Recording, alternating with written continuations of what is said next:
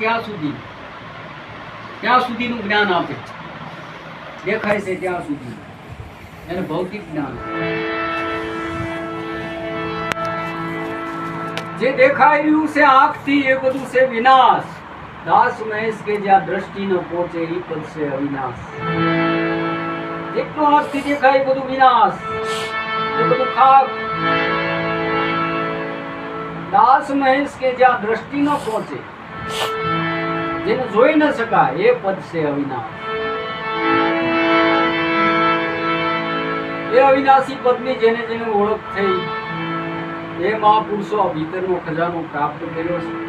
પછી અલ્મસ્ત ફકીરીમાં એ હોય છે સદાને માટે.